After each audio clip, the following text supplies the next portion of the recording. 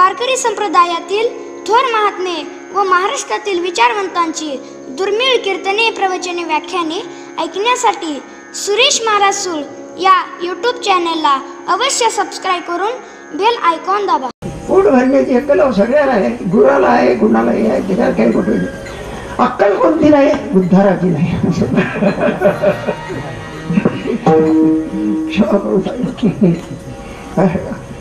आणि मनुष्य देव पोट भरण्याकरता का उद्धारा करताय विठ्ठल.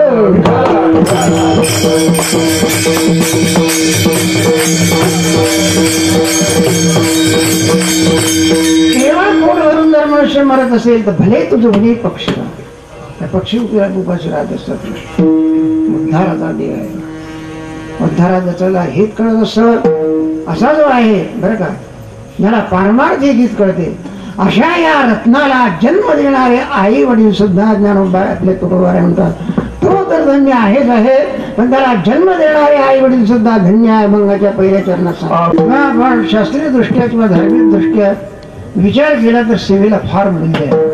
त्या सेवेचे पुष्कळ असे प्रकार पडत असतात, तो सोडून द्या. कोणी देशसेवा करत असतो, कोणी सामाजिक सेवा करतो, कोणी देवाची सेवा करतो, कोणी धर्माची सेवा करत असतो. तो प्रश्न सोडून द्या. इकडच्या काळामध्ये सेवा धर्म हा कमी होत चाललाय. इथले पहा आता इतका कमी होत चाललाय, कुणाच माहिती कोणाला माहिती. उद्या जर बापाची सेवा जर करायला तर मुलाला सेवलं तो पगार मागे विठ्ठल.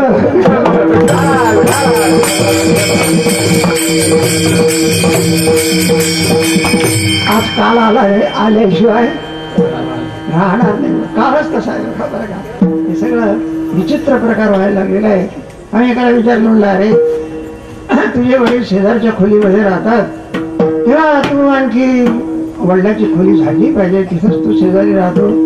आजचा विद्यार्थी आणखी आम्हाला उत्तर देत असतो, म्हणलाय बा माझीच खोली म्हटलं मी 10 दिवस झाडत नाही तर माझ्या बापाची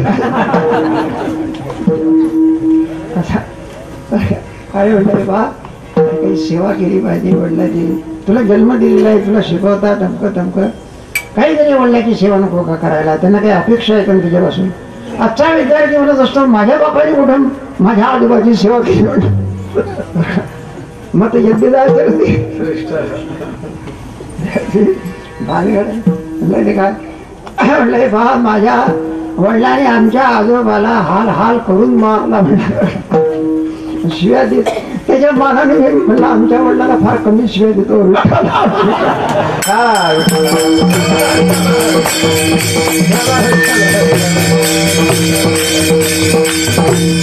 अशी जर प्रजा झाली तर देवाला आवडणार काय, त्याचा हरिकवाणी देवा आपल्याला आवडत नाही सहज सांगितलं. पण आपण प्राचीन इतिहास जर पाहिला किंवा आणि पुराणामधल्या जर कथा पाहिला तर सेवेला फार मूल्य आहे. किती मूल्य आहे. सेवा धर्म हा असा आहे, त्याच्यामध्ये आपल्या शास्त्रीय भाषेमध्ये किंवा वेदाच्याकडून वेदामध्ये सुद्धा उपनिषदामध्ये मातृदेवो भव, पितृदेवो भव, आचार्य देवो भव. माणसाने देवाची सेवा केली पाहिजे, गुरुची सेवा केली पाहिजे, धर्माची सेवा केली पाहिजे, राष्ट्राची सेवा केली पाहिजे. असे सेवेचे आहे. त्याच्यामध्ये आई वडिलाच्या सेवेमध्ये काय महत्व आहे. राम अवतार जो झाला तो कोणाकडे झाला, कृष्ण अवतार जो झाला नाही का, ते बघा. त्याच्यामध्ये राजा दशरथाचा बाण त्या श्रावणाला लागतो. राजाला कळून चुकतं, पशुला बाण आपला काही लागला नाही, म्हणला माणसाला लागलेला जातो बघा. तो व्यारोळ झालेला असतो, माफी मागतो. म्हणलं मला अपराध झाला, माझ्याकडून गुन्हा घडला, तुम्हाला बाण लागला म्हणून हे घडली म्हणला घटना. तो श्रावण म्हणत असतो, राजा मी आनंदाने प्राण सोडेल, पण म्हटलं माझं एक वचन आहे. म्हणलं काय वचन आहे ते पूर्ण करा, मी आनंदाने प्राण सोडेल. म्हणलं जे पाणी आहे ना हे आमच्या आई वडिलांना नेऊन द्यायला. म्हणलं वचन द्या मला, वचन दिलं, आनंदात प्राण सोडला. पुढे राजा गेला. तर श्रावणाचे आई वडील बिचारे आंधळे पांगडे, हा काही बोले ना बघा. त्यावेळेला हा काही आता राजा असल्यानंतर कसं काय बोलणार तो. मग त्याच्या आई वडिलांनी मला म्हणले बाळ तू बोलत नाही आमच्याशी, तुला राग यायला असला पाहिजे. ज्या अर्थी तू आमच्याशी बोलत नाही कशाला रागा. म्हणलं दिवसभर या लोकांची सेवा करायची आणि भलत्या वेळेला रात्री 2 वाजता 1 वाजता 12 वाजता पाणी मागायचं, काही मागण्याची पद्धत आहे का. म्हणून तुला राग आला असला पाहिजे. तू ज्या अर्थी बोलत नाही त्या अर्थी आम्ही पाणी पिणार नाही. यांनी वचन दिलंय बरं. मला मी पाणी पाजल्याशिवाय राहणार. राजाला बोलावं लागलं. राजाने सगळा इतिहास सांगितला. मला घटना घडू दे. त्यावेळेला त्या आणखी श्रावण कुमाराच्या आई वडिलांनी सांगितलं, म्हणला बा आमच्या आधाराची काठी जशी तू हिरावून दिली त्याप्रमाणे तू सुद्धा राम राम करत मरशील. विठ्ठल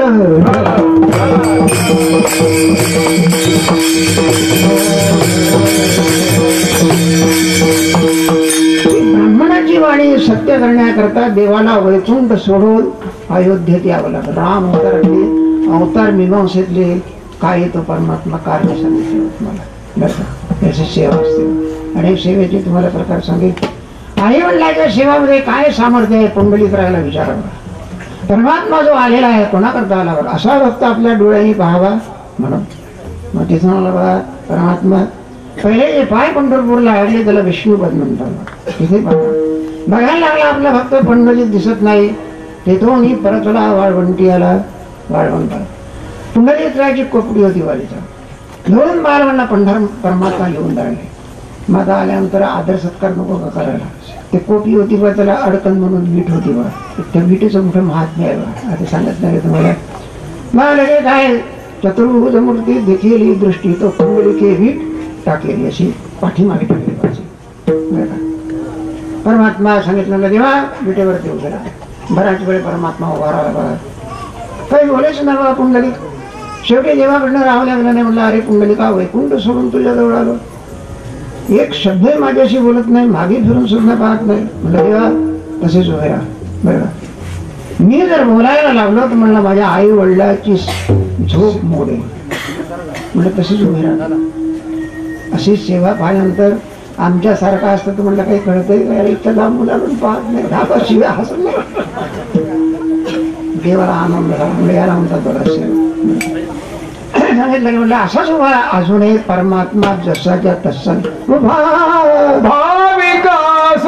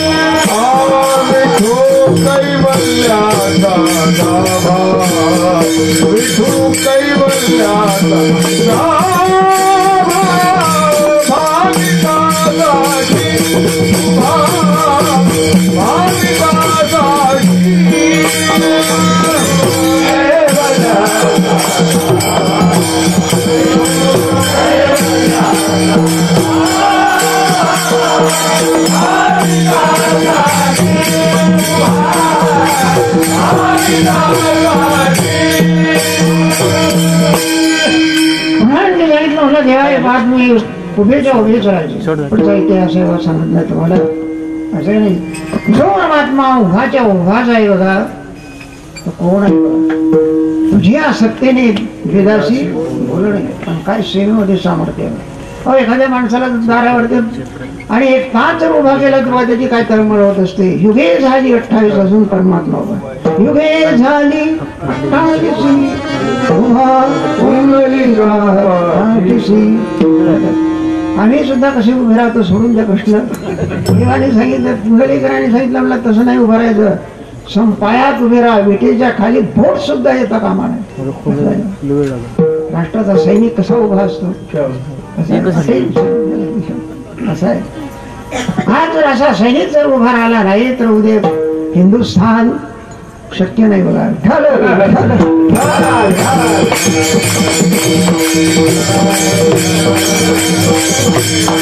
आपल्या देशाचं संरक्षण करण्याकरता घरातून एक एक सैनिक तयार व्हावा. त्यापुढे भारत देश उभा राहील. आज गरज आहे. काळाची काय आहे गरज आहे. असं आहे. नाहीतर राष्ट्राला अनेक शत्रू सगळे झालेले आहेत. भारताची देश स्थिती कशी आहे सोडून द्या. आपला काही तो विषय नाही. तेव्हा कशाकडे सांगितलं, अजूनही सुद्धा त्या समपावले तू भायवा परमात्मा. आमच्या तर पुंडलिकरावरती रागवतात, मराठी पुंड्या काही कळतंय का तुला? अरे तुकोबाराची भाषा आहे बरं, नाही तर तुम्ही म्हणा आम्ही पुंड्या मोठ्याची भाषा आहे. अरे पुण्या माताला असे नको हे झाले 28 परी अजूनही मला शिकवेस. म्हटलं देवा हे पहा अजून नको आहे, हे सेवेचं फळ आहे. अशा आहे ही सेवा तर अनेक मला तुम्हाला सांगता येईल. गुरुची सेवा कशी करावी ज्ञानोबाराकडून शिकवा. यावेळेला ज्ञानेश्वर महाराज आणि समाधी स्थळाकडे जात असतात. एक हात परमात्मा धरत असतो, एक हात निवृत्तीनाथ मारतात. जातो ज्ञानेश्वर वैसागया. पण बसण्याच्या पूर्वी भगवंताच्याकडे पाहतात बघा 3 वेळा. स्तुती केली आहे गोड आहे, पण समाधीमध्ये वाचत तुम्ही ते देवाला नमस्कार करतात आणि पुढे आपल्या गुरुला करतात. 2-3 प्रकारचं नातं आहे बा. बरं या वेळेला विठ्ठलवंताने रुक्मिणी गेली त्यावेळेला आणखी निवृत्तीनाथाला सांगितलं नाही बा, वडील भाऊही तूच आहे, यांचा आई कोण आहे तूच आहे, वडीलही कोण आहे तूच आहे, आणि पालकही कोण आहे तूच आहे, आणि गुरुही कोण आहे तूच आहे. असं आहे हे बा म्हणे ज्ञानेश्वर निवृत्तीचा. असं आहे ज्ञानेश्वरीवाचं तुम्ही त्याच्यामध्ये. ज्या वेळेला आणखी ज्ञानेश्वर महाराज समाधी बसण्याच्या पूर्वी गुरुला नमस्कार करतात बरं का, डोळे भरून पाहतात बघा. त्यावेळेला कधी न प्रवृत्तीमध्ये येणारे निवृत्तीनाथ महाराज त्यांच्या डोळ्याला जो भोग लागतो तो आवरला जात नाही. विठ्ठल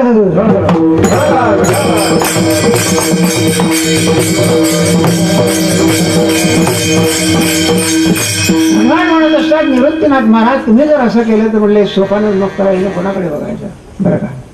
त्यावेळेला निवृत्तीनाथ महाराज म्हणतात अवज्ञा कधी नाही, गुरु शिष्य पण काय सेवा असते याला सेवा म्हणतात. अशी सेवा महाराज म्हणतात आम्ही करू. तुकोबारायला विचारलं तुम्ही सेवा करणार, पण म्हणलं बा असं सगळे जग दिसतं तुम्हाला, तुम्ही सेवा करणार तरी कोणाची? महाराज म्हणतात हे बा मनुष्य देहामध्ये आलेल्या जीवाला ज्याला आपलं हित कळते. काय कळते? या हितामध्ये तुम्हाला सांगेल एक ऐक हित आहे, पारलौकिक हित आहे, एक पारमार्थिक हित आहे. हे हित ज्याला कळते, परमार्थिक हित ज्याला कळते. आता ऐक हितामध्ये जर सगळे प्रवृत्त असतात त्याला काही फारसं सांगावं लागत असते का? असं आहे त्याला काही इतकं विशेष नाही. माणसाला पोटभराचं अक्कल बरं का सगळ्याला आहे बघा, शिकवायला लागत नाही बरं का. एखादा साखरेचा दाना जरी पडला असला तरी मुंगी सुद्धा जात असते. पोट भरण्याची अक्कल सगळ्याला आहे, गुराला आहे, गुणालाही आहे, त्याच्यात काही कुठे अक्कल कोणती नाही, उद्धाराची नाही.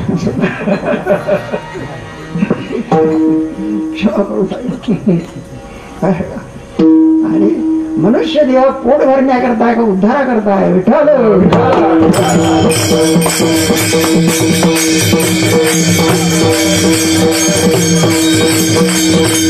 केवळ पोट भरून जर मनुष्य मरत असेल तर भले तुझं भले पक्षी पक्षी उपाशी राहत असतात. उद्धाराचा देह आहे, उद्धाराचा चला हित कळत असत असा जो आहे बरं का, ज्याला पारमार्थिक हित कळते, अशा या रत्नाला जन्म देणारे आई वडील सुद्धा ज्ञानोबा आपले तुकोबाराय म्हणतात तो तर धन्य आहेच आहे, पण त्याला जन्म देणारे आई वडील सुद्धा धन्य आहे. मंगाच्या पहिल्या चरणात आपुले आहे दादो सिद्धांता, आपुले आहे दादो सिद्धांता,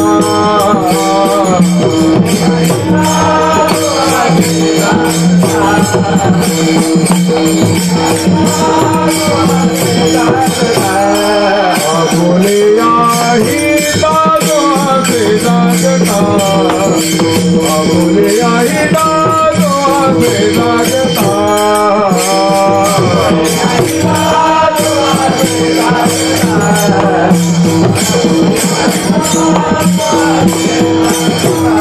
धन्य माता पिता दया दिया, धन्य माता पिता दया दिया, कोणी कन्या पुत्र होती जातीत, कोणी कन्या पुत्र होती जातीत, कन्या पुत्र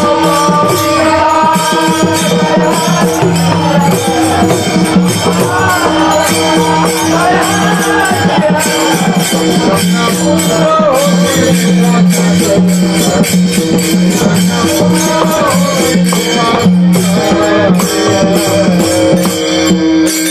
शिवाय त्याच्या आई वडिलांना सुद्धा तुकोबाराय धन्यता देतात. रत्न ज्याच्या पोटी जन्मा शुद्ध निजा पोटी फळे रस मोठी म्हणून. आणि तुकोबाराय म्हणतात सगळ्याला आनंद होत असतो, त्याच्यापासून आम्हालाही सुद्धा आनंद होत असतो. आनंदाच्या काही आणखी गुण त्याच्या ठिकाणी असल्यामुळे माणसाला आनंद होतो. बरं का, काही गुण असावे लागतात बघा. एक पोरगा असा आपला मळा होता, त्याच्यामध्ये आणखी बरेचसे आपले काही फळाची झाडं बिडं होती. एक पोरगा त्याच्यावरती फळं तोडायला लागला. त्या बगीच्याचा मालक आला, त्याला विचारलं का रे म्हणला हे मळा कोणाचा, काम कोणाचा, कोणाला विचारून तो झाडावरती चढला. संपतंगा खुशाल फळ तोडून राहिला. या वयामध्ये नाही का 7-8-9 वर्षाच्या वयामध्ये तुला अशी सवय आहे. म्हणलं अजून तर सगळं आयुष्य आहे की तू म्हणलं आता तर इतका गुन्हेगार तो उद्या तर म्हणलं तू वाटतं गुन्हेगार काही खरोखर आहे का. बालवयामध्ये संस्कार कसे पाहिजे, चांगले असावे लागत असतात.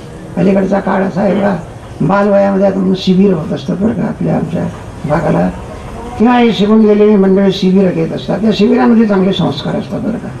काही व्यसना असं अमके तमके असतात, त्याच्यामध्ये काहीतरी भारी पाठ म्हणा, काही मृदंगाचे बोल, काही गायनाच्या रागाविगा त्याला शिकवल्या जात असतात. काही गीतेची संत विंतामध्ये त्याला चांगले संस्कार प्राप्त झाले असल्यामुळे त्याला वळणही काय वेगळं. एक पोरगा होता आमच्याकडे घेऊन आला, काय नाही 12-13 वर्षाचा पोरगा होता. म्हटलं बा काय बाळ कशा करता आला, म्हटलं यांना माळ घाला. म्हटलं 12-13 वर्षाचा पोरगा सांगतो माळ. मी साहजिकच म्हटलं बा, म्हटलं मग जरा नवल वाटलं. म्हटलं हे कोण आहे तुझे, म्हणजे माझे वडील आहेत म्हणाला. आता वडिलांनी सांगितलं पाहिजे मुलाला काय घाला, मुलगा सांगतो बापाला काय घाला. हे शिबिराचे संस्कार शिबिर झाली बरं. माळबीळ घातली, काय सांगायचं ते सांगितलं. म्हणजे बाबा आणखी आमच्या वडिलांना सांगा. म्हटलं काय सांगा, म्हणजे त्यांना सांगा बीडी पित नका जाऊ. जो मुलगा बापाला बीडी सोडण्याकरता सांगतो तो आयुष्यात बीडी पिईल का.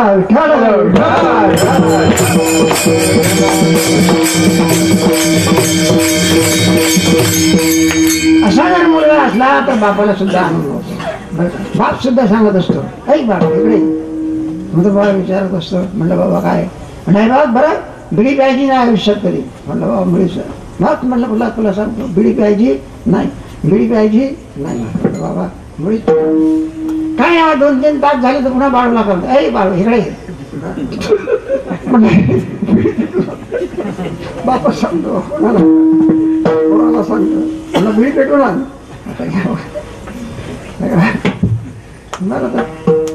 आता आज्ञा म्हणून जातो विचारा पेटवायला. आता बिडी पेटवायची असते तोही विचार करत असतो. म्हणलं आपल्याला आपले वडील सांगतात बाळू बिडी प्यायची नाही, बिडी प्यायची नाही. आणि आपले बाप तर पिल्याशिवाय ज्या अर्थी आपले वडील पितात त्या अर्थी बिडीमध्ये काहीतरी रस असला त्याशिवाय पितं कशी म्हणायचं. काय रस आहे याच्यामध्ये म्हणून त्याने आपली बिडी पेटवली. त्याच्यावर थोडा कार्यक्रम केला आणि ती घेऊन बापाकडे. बापाने पाहिलं म्हणला ही थोडी ओली दिसते, पेटली दिसते. अरे बाळू बिडी प्यायला का तू. म्हणला बाबा बिडीच नाही. खरं बोल म्हणायला लागले बिडी प्यायला का. तुम्ही सांगितलं म्हणला बिडी प्यायची नाही. म्हणला मुळीच प्यायला नाही. काय म्हणला तू जर बिडी प्यायला नाही तर ओली कशी काय झाली.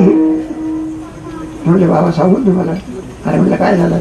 म्हणजे बा ज्या वेळेला मी त्या बिडीला विस्तवावरती धरली, ती म्हणला विस्तव पाहिल्यानंतर इतकी घाबरली काय विचारूच नका.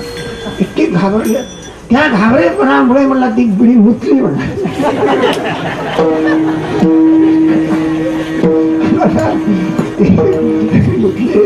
आणि तुम्ही खुशाल तोंडात काय म्हणावं तुम्हाला.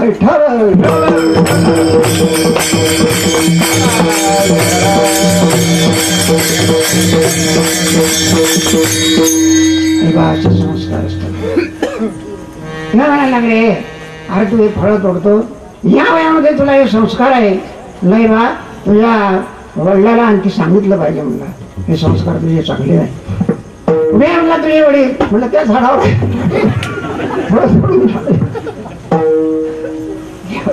बापही चोर वडील चोर.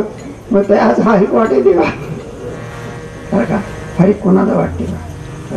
जसंच दृष्टांताने सांगतात ना तुम्हाला, हे संस्कार असतात बघा.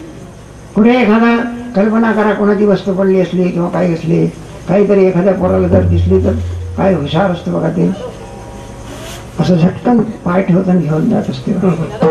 एखादा मूल असतं, एखाद्याचा पाठीत पडला म्हणा किंवा काही म्हणा, आणि ते बघतो बघा, हात लावत नाही, पाठीत आपलं नाही. हात लावणं हा काय गुन्हा आहे, हात लावत नसतं. काय कोणाचं असेल बरं, यदा करायचे त्याने घेतलं, त्याच्यात म्हटलं नाव असते, आमचे आमचे गाव आहे काय ते, त्याच्या घरी घेऊन जात असतात. ते म्हटलं अहो तोही विचार आता, ते कल्पना करा, पाकिट हरवले असते, काय 4-5 हजार रुपये त्याच्यामध्ये असतात, काही महत्वाचे कागदपत्र असतात, बेचैन होत असतं, इकडे पहा तिकडे पहा तिकडे पहा, सापडत नाही, बेचैन लागत. कशामध्ये या मुलाने जर त्याला पाकिट नेऊन दिलं, म्हटलं भाऊ तुमचं काही हरवलं का? हे बघा म्हणायला लागले, रस्त्यामध्ये पाकिट होतं. त्याला किती आनंद होतो बरं, जावे त्याच्या वंशात तेव्हा किती आनंद होत असतो. म्हणलं बाळ काय तुझे उपकार आहे बरं, मला सांग तुला काय देऊ. मग म्हणत असतो, म्हणलं बा हे 1-2 त्याच्यातले 200-300 लागले, पण मी घेणार नाही. माझं कर्तव्य आहे ते मी केलेलं आहे, मी मुळेच तुमचे पैसे घेणार नाही. तयाचा हरित वाटे अशी जर प्रजा निर्माण झाली, उद्या आपला भारत रामराज्य होईल. विठ्ठल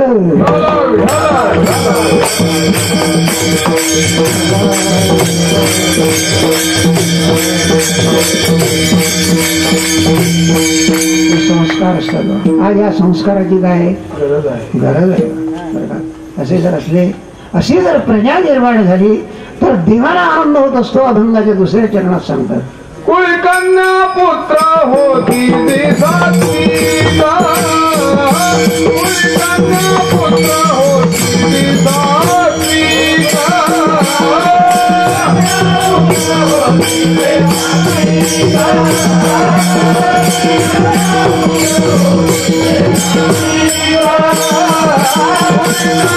पुत्र होती ती सात्विका, कुळी कन्या पुत्र होती ती सात्विका.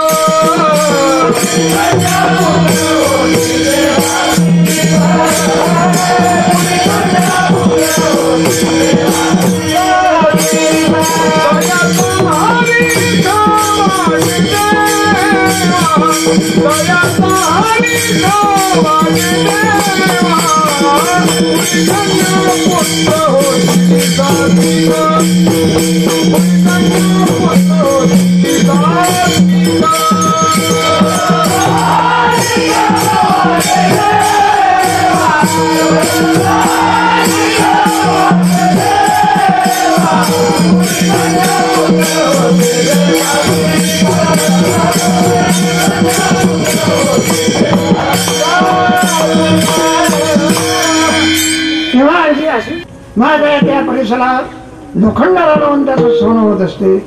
देणाऱ्या माणसाला आणि त्याने लोखंडाला लावून जर सोनं केलं तर आनंद वाटतो. म्हणला भाऊ केक केला त्याने, आणि एखाद्या माणसाने तर त्या परिसराने डोकं फोडलं तर म्हणला मूर्खपणे त्याला आपण याला विनाकारण दिला, असं होत असते. असा मनुष्य देह म्हणजे जेणे तू जोडसी असा मनुष्य देह आहे. म्हणून तुम्हाला आम्हाला जीवन कशा रीतीने जीवनाची वाटचाल करावी एवढ्याकरता निमित्त करून भगवंतांनी गीता सांगितली. अर्जुना निमित्ते करत केलं. अर्जुनाला शहाणं करायचं का जगाला शहाणं करायचंय? जगाला. एका युगापुरतं का अनेक युगापुरतं?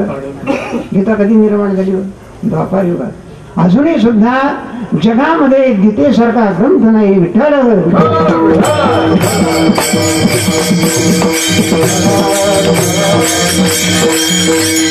ग्रंथाचा राजा म्हणजे कोण आहे? गीतेवरती 7 सीट आहे. आमचे मामासाहेब दांडेकर सांगायचे. शेवटी नाही का विनोबा भावेने सुद्धा त्याच्यावरती गीता, टिळकांनी सुद्धा त्याच्यावरती लिहिलेलं आहे. पुण्याची संस्कृतामध्ये असल्यामुळे आमच्या ज्ञानोबरायने तुम्हाला आम्हाला वाचता यावी. मला संस्कृत भाषा जगाशी कळेना मला कळत नाही, तरी संस्कृताची गाहणी. आपली बोलभाषा कोणती आहे? मराठी आहे का नाही? त्या वर्धेला सेवाग्राम म्हणून आश्रम आहे. तिथे महात्मा गांधी राहत असत. त्या आश्रमामध्ये तिथली ती सगळी मोठी मंडळी, बजाज कंपनी, अमकं तमकं सगळे, बिर्ला ते सगळे तिथले ते बजाज एक वारले होते त्यातले मोठे. म्हणून त्या पवना नदीच्या काठी आणि मोठा समुदाय जवळ त्या ठिकाणी बरेच लोक मंत्र म्हणायचे, मोठे मोठे पंडित तमक सगळे, पण लोकांचा गोंधळ व्हायला लागला. अमाप समाज जमला, सगळा जिकडे तिकडे गोंधळ व्हायला लागला. कोणी काही कोणाला ऐके ना बाबा, काय होणार. शेवटी महात्मा गांधी एक विनोबा भाई लावून भाई विनोबा ये तुम क्या कह रहे हो, कोई दुनिया को समझ सके ऐसा कुछ कहो. आता काय करते ते मंत्र कुठं कळते का लोक. नाही बोलते वारकरी है के यहाँ पे. महात्मा गांधी एक वारकरी उठला होता, म्हणजे कहो कोच. त्याने त्यावेळेला आणखी त्या लाऊड स्पीकर मधून म्हटलं, आम्ही जातो आमच्या गावा, आमचा राम राम. आता येतो तुमच्या गावी ना, आता कृपा असली. सगळा समाज शांत झाला. कोणत्या भाषेमध्ये म्हटलं? मग ज्ञानेश्वरी कोणत्या भाषेत केली? संस्कृताची भाषा, संस्कृताची भाषा,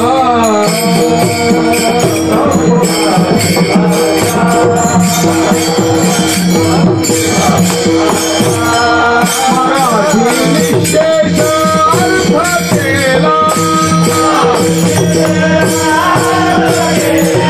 मराठी निशेष अर्थ केला,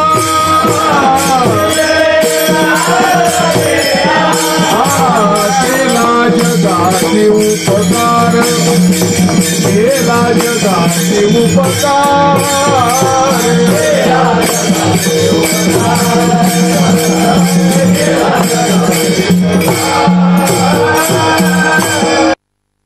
गुणांच्या गीता भागवत,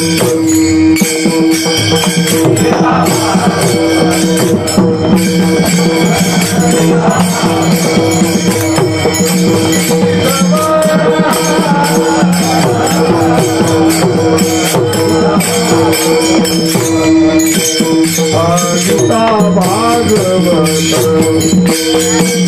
गीता भागवत करीती श्रवण,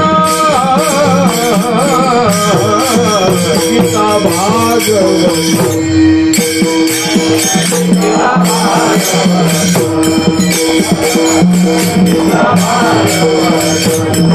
करीती श्रवण,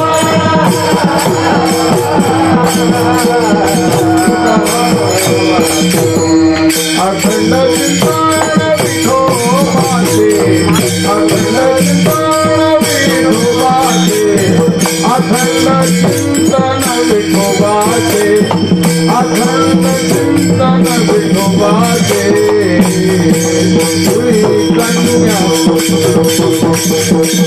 तुरी कन्या होती सात्विका, तुरी कन्या अखंड चिंतन,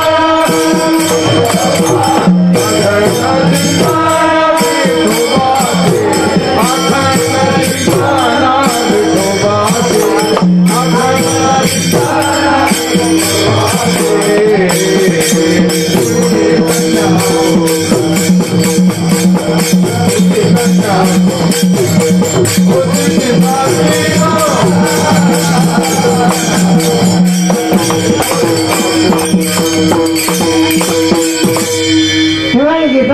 द्वापार युगामध्ये निर्माण झालेली आहे. त्याच्यावर ते ज्ञानेश्वर महाराजांनी 700 वर्षाच्या पूर्वी टीका लिहिली. 700 वर्षानंतर कितीतरी ग्रंथ झाले, वाङ्मय झालं, काल बाह्य झालं, लोकाला कोण्या आडगळीत पडलेला आहे माहिती सुद्धा. ज्ञानेश्वरी किती काढावं इकडे तिकडे काय काय. आमची मामा गीतेवरी टीका एक ज्ञानेश्वरी देखा, एक ज्ञानेश्वरी देखा, एक ज्ञानेश्वरी देखा,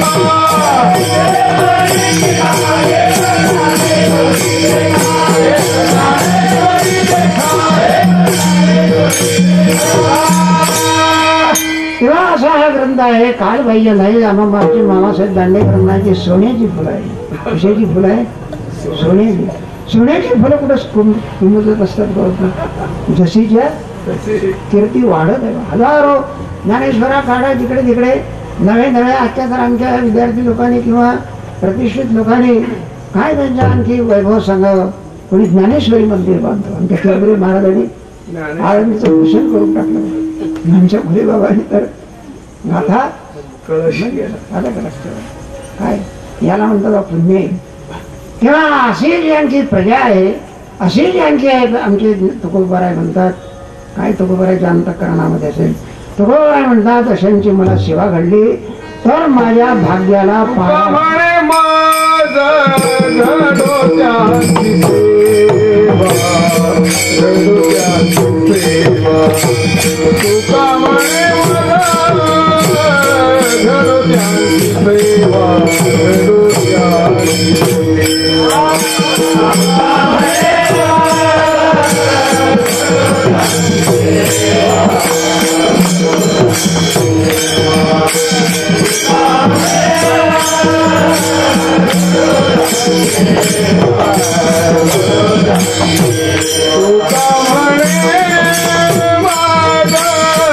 घडोत्याची सेवा, घडोत्याची सेवा.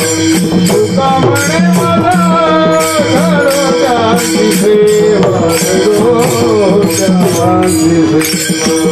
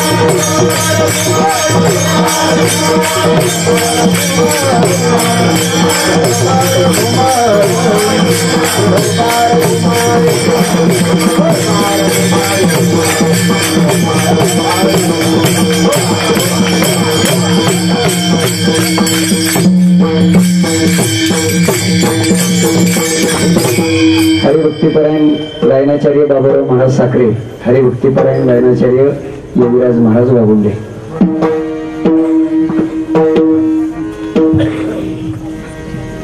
बोलिया हिता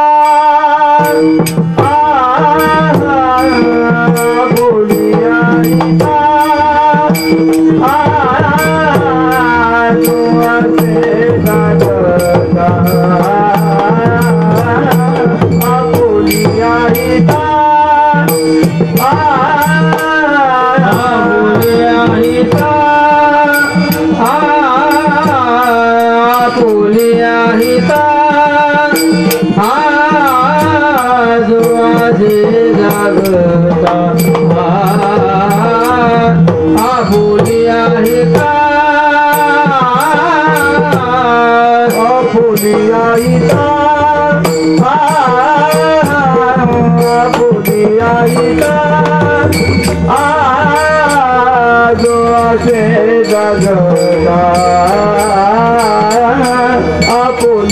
हिता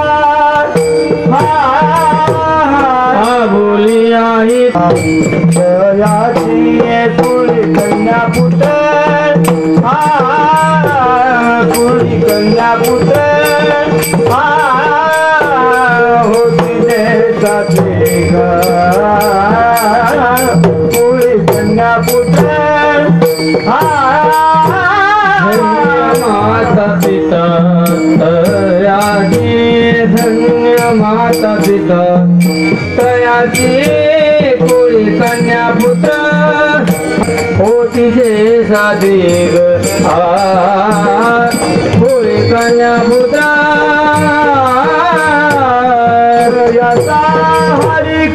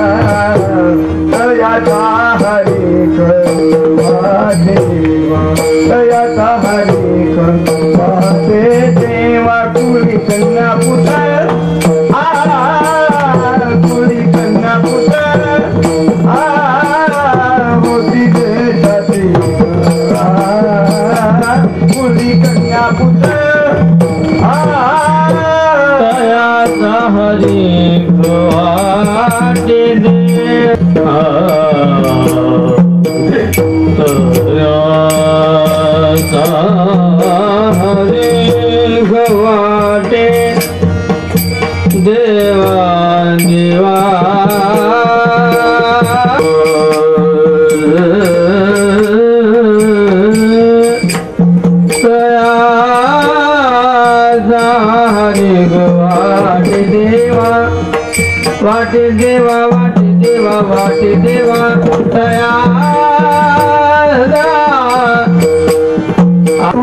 माणसाचं रक्त लागेल.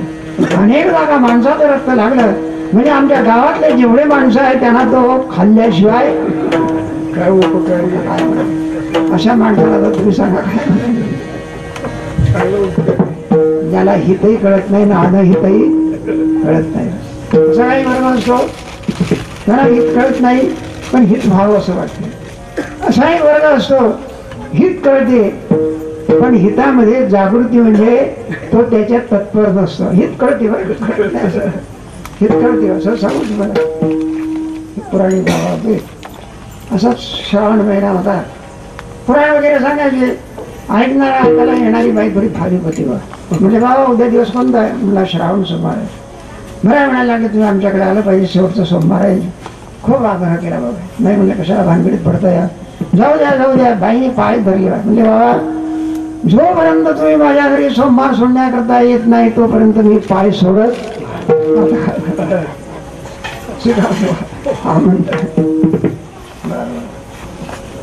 पुढे जेवायला आई बाबाईने भाज्या वगैरे सगळ्या काही तयार केल्या. तेव्हा जिथं आणखी जेवायला बसणार तिथे काही असे टोपले होते बा त्याच्यात भाज्या होत्या काही बरं का भेंडी म्हणा कारली म्हणा आणि त्याच्यात तो वांगी इतकी सुंदर होती काही असे वांगी कांदे आणि ते म्हणजे वांगीचे लहान लहान संकरित नाही बरं एवढी मोठी लहान लहान वांगी होती कोवळी कोवळी बारीक बारीक काठी होता. भीमा काठ इंद्रायणी काठ गोदा कृष्णा पाण्याने विद्यानंद नद्याला रडवायला लागला पाऊस.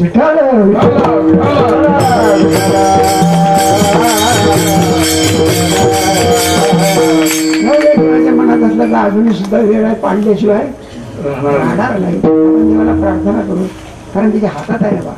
असं आहे ना काले वर्ष तू पर्जन्य असं आहे ना देवाच्या हातात आहे म्हणून त्याला आपण विनंती केली पाहिजे बा. तुम्ही पहा नियमक कोण आहे त्याचा समुद्री रेखा सूर्याला सुद्धा सांगितलं मला रोज उगत कोणताही योग्य त्रेता असो द्वापार असो कोणताही युग असो कोणत्या दिशेला उगवलं पाहिजे कोणत्या दिशेला मावळलं पाहिजे भलत्या दिशेला उगवता येते का भाग आहे सूर्याला भिषा अस्मात वाटत बनते बरोबर. पूर्वेला म्हणजे पूर्वेलाच उगवलं पाहिजे बा असं देवाची आज्ञा आहे बाबा. उपनिषद वाचत नाही. आम्हाला जितके तास ड्युटी आहे तिच्यात 1 सेकंद सुद्धा कमी होणार नाही. तितकी केलीच पाहिजे. नाही तर का सूर्य उगवतो आणि 2 तास आपण मावळून जातो का असं झालंय का आज्ञा आहे का. जाऊ द्या. महाराजांनी सांगितलं कृष्णा काठची वांगी अशी दुसरी कोळी कोळी होती. ते कांदे बिंदे पाहिले कच्ची वांगी पाण्याबरोबर पुराणिक बुवाच्या तोंडाला काय सुटलं, पाणी सुटलं. आणि मग काय जेवायला बसलं, काही मान्यवर मंडळी होती. मग बाई वाड्याला आली बघा. वाड्याला आल्यानंतर आणि ती लांबून पाहिली पुराणिक बुवाने, आणि काय ती पातेल्यामधली वांगी बघा, बाहेर हे बरं का पाण्यात शिजवलीच नव्हती बघा.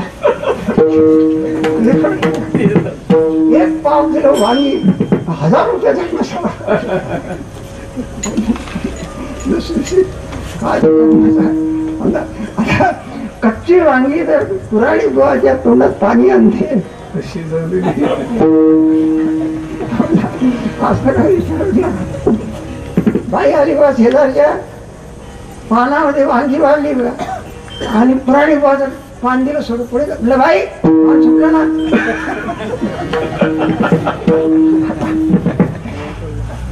म्हणजे बाबा तुम्ही सांगितलं आहे ना, काय सांगितलं आहे म्हणजे पुराण नाही का, कांदे वांगी म्हणून सांगितलंय. म्हणजे बाई हे बा कांदे वांग्याची भाजी खाऊ आहे, रस्सा खायला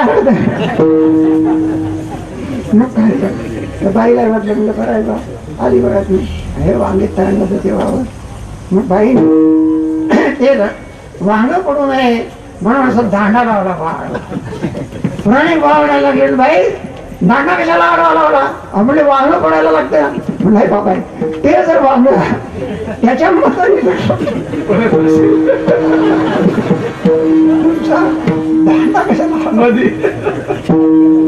काढा बघ म्हणाला. आपण म्हणले बाबा तुम्ही सांगितलं ना चातुर्मास काय घेऊन म्हणलं बाबा म्हणजे पुराणात नाही का सांगितलं तुम्ही. म्हणलं पुराण कुठं सांगितलं. म्हणलं ते म्हणा मग पुराणातली वांगी पुराणात. हित कळते पण हितामध्ये तत्पर नाही.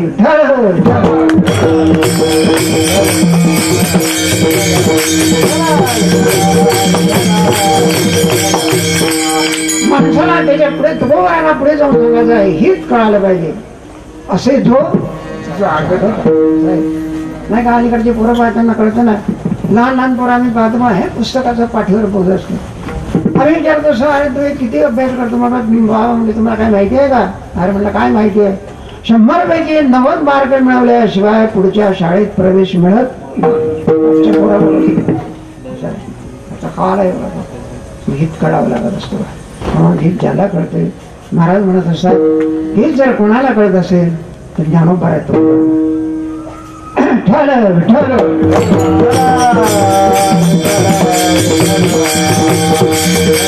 लोकले ज्ञान जगी हित निर्गती अवतार पांडुरंग नाव ठेवले. म्हणून तुमचं आमचं हित कशामध्ये आहे हे जर कोणाला माहिती असेल समजा शोधून आले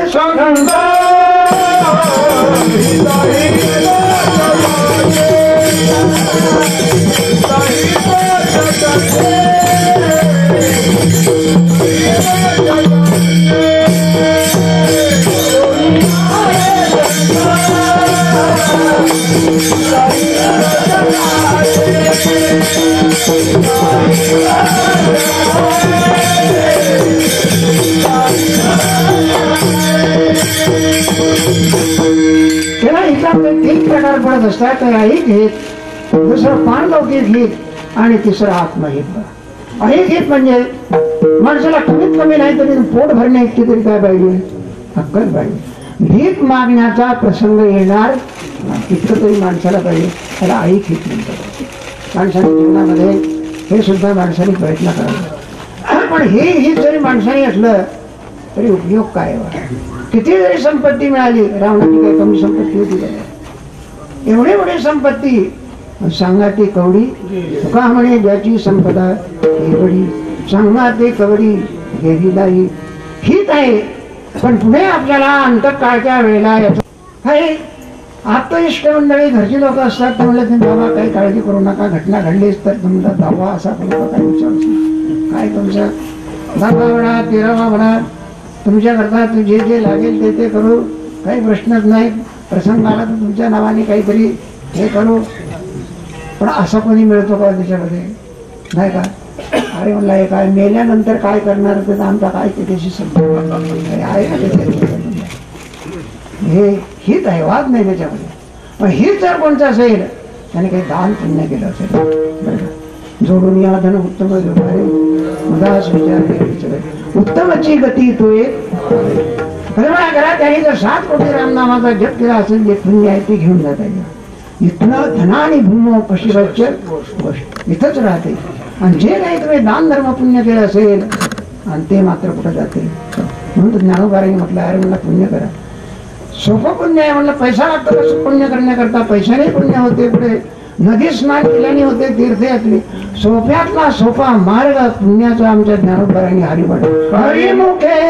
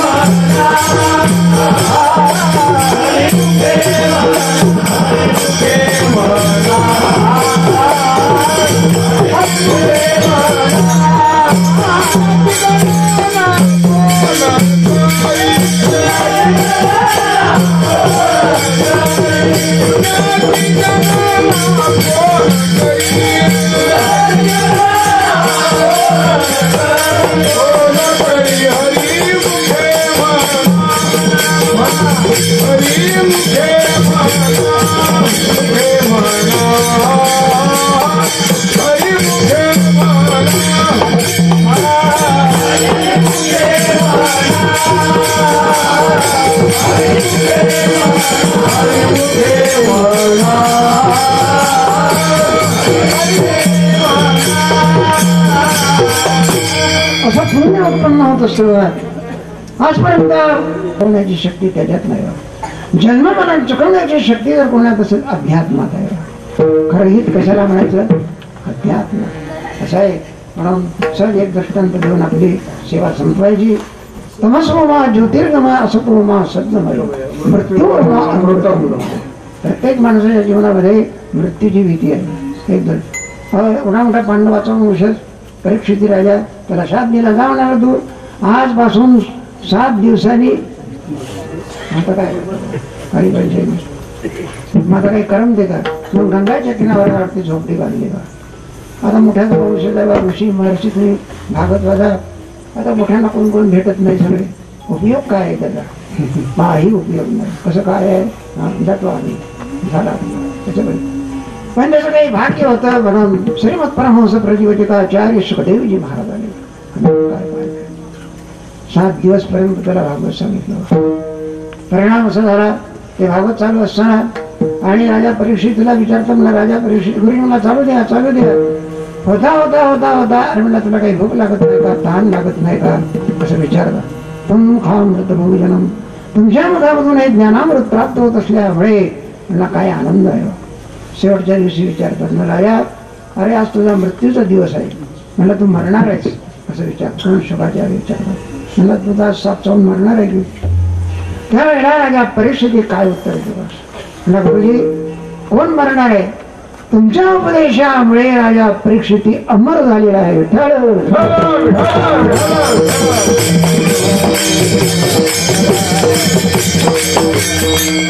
नाही बा देह पडणार आहे मी मात्र काय झालं अमर झालं.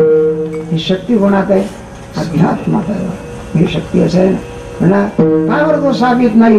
ब्रह्मणाची वाणी का खरी करीत नाही. याला ब्रह्मभावार्थ अनुभव. देह भाव निवृत्त करून कोणत्या भावात न जाय ते इंद्रिय ते भाव जाय. असा हितामध्ये जो जागृत आहे आपल्या हिता असे जो जागृत बरं का आपलाही उद्धार करतो आपल्याबरोबर अनेकाचा उद्धार करतो. म्हणून महाराज म्हणतात धन्य माता पिता आणि त्याचा देवाला आनंद वाटतो. अभंगाच्या दुसऱ्या चरणात म्हणतात कोणी कन्या पुत्र होती सासरी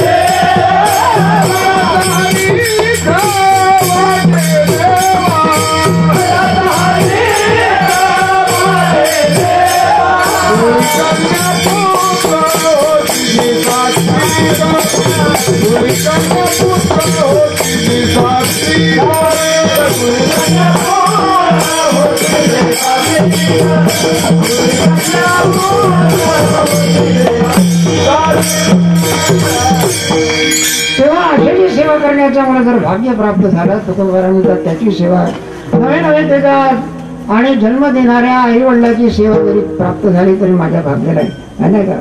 त्याच्यामध्ये हरिपाठामध्ये सुद्धा आणि वर्णन केलं हरिवंश पुराण हरिनाम कीर्तन हरिदिने असं आहे ना.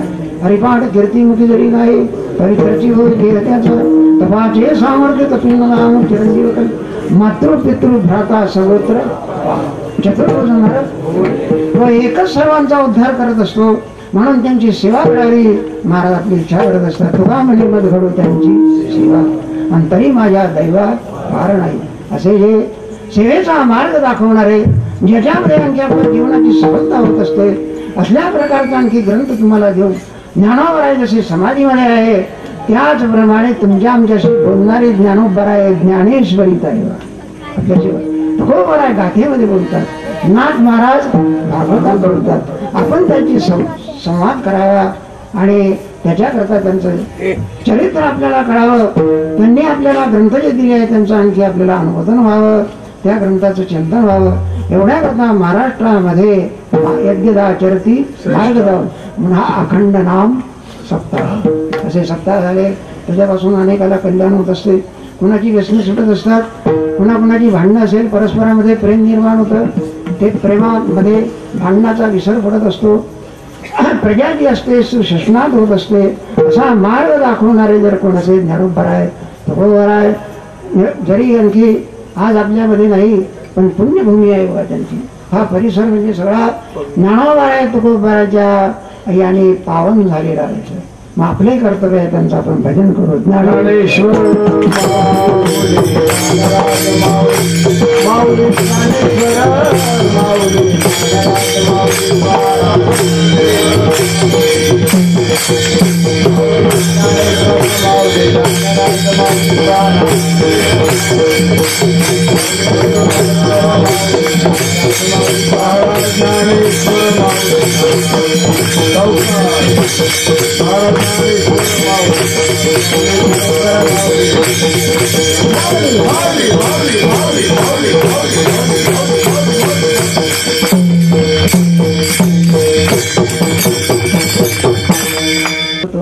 हाताचा उपयोग होतो. त्यातल्याच आपल्या संप्रदायामध्ये असा विशेष आहे कोणता आहे करवेल तरी करा सेवा भक्तीरस सांगितलं. मग आपण खाली बसलेली मंडळी जर आपण आपल्याला आनंद अधिक लुटायचा असेल तर पुन्हा संध्याकाळी हा सुख सोहळा नाही तेव्हा दोन हात उंच करून देवाला आवडणाऱ्या अशा भक्ताचं आपण भजन करू. ज्ञानदेव तुकाराम ज्ञानदेव तुकाराम ज्ञानदेव तुकाराम ज्ञानदेव तुकाराम ज्ञानदेव तुकाराम ज्ञानदेव